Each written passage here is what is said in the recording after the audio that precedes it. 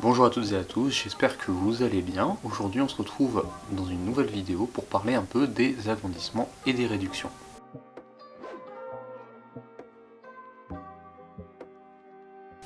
Pour commencer, un agrandissement et une réduction, c'est quoi? Comme leur nom l'indique, il suffit de prendre une figure et de multiplier toutes les longueurs de cette figure par un même coefficient pour soit l'agrandir, soit la réduire suivant la valeur de ce coefficient. Dans la vie de tous les jours, vous avez l'habitude de côtoyer les agrandissements et les réductions, que ce soit à travers le dessin, que ce soit à travers vos smartphones, pour les photos que vous agrandissez, que vous réduisez, quand vous zoomez sur votre écran, quand vous dézoomez. Tout ce que vous faites, c'est des agrandissements et des réductions, puisque vous ne déformez pas, entre guillemets, les images, les figures, etc. Vous ne faites que zoomer dessus, donc agrandir toutes les proportions, ou les réduire si vous êtes en train de dézoomer. C'est un chapitre qui est plutôt court et plutôt simple.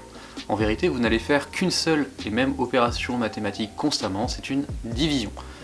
Et vous allez diviser à chaque fois les longueurs, la plus grande par la plus petite lorsque vous voulez le coefficient d'agrandissement, et la plus petite par la plus grande lorsque vous cherchez le coefficient de réduction.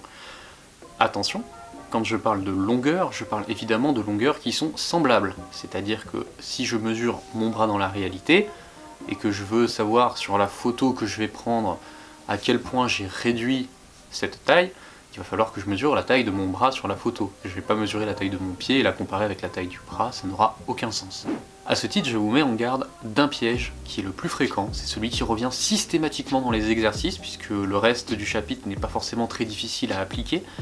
Lorsque vous calculez un coefficient, que ce soit agrandissement ou réduction, il faut bien faire attention à ce que les deux longueurs que vous allez diviser soient bien sur la même unité. Vous ne pouvez pas diviser des mètres par des centimètres ou des centimètres par des décimètres et compagnie. Il va d'abord falloir faire au préalable un petit travail de conversion. Passons tout de suite à un exercice pratique de calcul de coefficients d'agrandissement et de réduction, et vous allez voir le lien qui existe entre les deux. Sur une photo, un avion mesure 8 cm. Dans la réalité, on sait qu'il fait 72 mètres. La question est simple, quels sont les coefficients d'agrandissement et de réduction? Comme je vous l'ai expliqué juste avant, pour calculer le coefficient d'agrandissement, on va prendre la longueur la plus grande et on va la diviser par la plus petite, et pour la réduction, on va prendre la longueur la plus petite et on va diviser par la plus grande. Toutefois, j'ai mentionné un piège juste avant, ça tombe bien, il est dans l'exercice. L'étape numéro 1, ça va être de convertir l'une des deux longueurs sur l'autre unité. Je préfère convertir les mètres en centimètres parce que je trouve ça plus simple. Vous aviez tout à fait le droit d'exprimer les 8 cm en mètres et vous auriez eu 0,08. C'est votre choix. Étape 2, on fait nos calculs. 7500 divisé par 8 pour le coefficient d'agrandissement, je trouve 900. Le coefficient de réduction, ça va être 8 divisé par 7200, je trouve 1 sur 900. Qu'est-ce qu'on remarque? En réalité, le coefficient d'agrandissement et le coefficient de réduction sont liés. Une fois que vous avez trouvé l'un, il suffit de faire l'inverse pour trouver l'autre. C'est-à-dire que si vous avez calculé agrandissement, le réduction, ça va être 1 sur votre résultat. Qu'est-ce que ça veut dire en pratique? La réalité, ici, elle est 900 fois plus grande que sur ma photo. A l'inverse, la photo, elle est à l'échelle 1 sur 900, c'est comme ça qu'on le dit. Ce qui veut dire que dans la photo, tout est 900 fois plus petit que dans ma réalité. 1 sur 900, qu'est-ce que ça veut dire finalement? C'est que 1 cm sur ma photo corresponde à 900 cm dans la réalité. On passe maintenant au dernier exemple, où cette fois je connais les coefficients de réduction ou d'agrandissement, et je cherche à calculer des longueurs à partir de ces deux coefficients. Dans mon exemple, j'ai choisi à chaque fois de faire calculer la taille réelle, mais si vous remarquez bien, je parle d'abord d'une réduction, puisque j'étudie un tableau, puis d'un agrandissement, puisqu'on regarde des cellules au microscope, et vous savez que les cellules sont beaucoup plus petites que ce qu'on observe. Commençons tout de suite avec le premier exemple, où j'ai un tableau qui illustre un bateau qui fait 15 cm, et on m'informe que le tableau est à l'échelle 1 sur 250. Pour savoir quelle opération je vais faire, il suffit de réfléchir un peu. À votre avis, avec ce 1 sur 250, qu'est-ce que je fais? Est-ce que le tableau est 250 fois plus petit que la réalité? Ou est-ce que le tableau est 250 fois plus grand que la réalité? Ça paraît assez évident, le tableau est forcément plus petit, surtout quand on parle de vrais bateaux. Je n'ai pas parlé d'une maquette ou d'un jouet, mais vraiment d'un vrai bateau. Donc le tableau étant 250 fois plus petit que la réalité.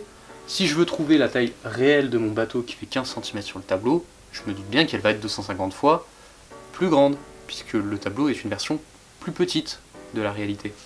Donc le calcul que je fais, c'est 15 fois 250.